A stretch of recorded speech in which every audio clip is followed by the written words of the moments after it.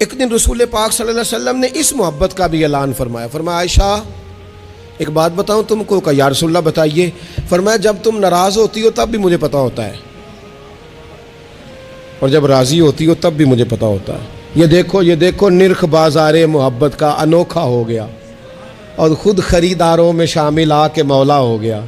جب راضی ہوتی ہو تو تب بھی پتہ ہوتا ہے، تو ناراض ہوتی ہو تو یا رسول اللہ کس طرح بھلا؟ حضور فرمانے لگے کبھی کبھی قسم اٹھاتی ہو اور کہتی ہو مجھے رب محمد کی قسم صلی اللہ. اب حضرت عائشہ صدیقہ کا یہ انداز بھی انوکھا، ڈائریکٹ قسم نہیں، رب محمد کی قسم. فلا و ربی کا، اللہ بھی فرماتا ہے محبوب مجھے تیرے رب کی قسم. یہ اس انداز کی آیت یہ اکیلی ہے قرآن پاک میں. فلا و ربک، محبوب مجھے تیرے رب کی قسم. حضرت عائشہ قسم اٹھاتی تو کہتی رب محمد صلی اللہ علیہ، مجھے محمد مصطفیٰ کے رب کی قسم. حضور فرمانے لگے کبھی کبھی قسم اٹھاتی ہو کہ مجھے رب محمد کی قسم، لیکن جب ہوتی ہو نا ناراض، کوئی بات تمہارے دل میں ہوتی ہے تو پھر تم کہتی ہو مجھے رب ابراہیم کی قسم.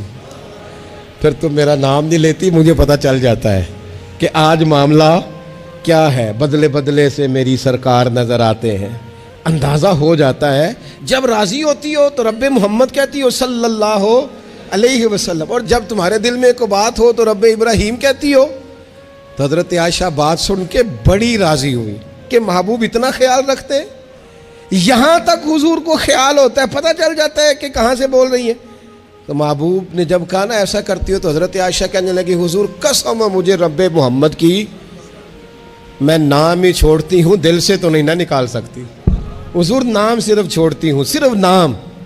وہ نام میں حضرت ابراہیم کا لے لیتی ہوں، وہ بھی تو آپ نے یاد کرایا ہے نا کہ وہ جد الانبیاء ہیں، آپ نے یاد کرایا. تو نام صرف چھوڑتی ہوں، باقی تو ہر چیز کا مقام اپنی جگہ پہ قائم ہے.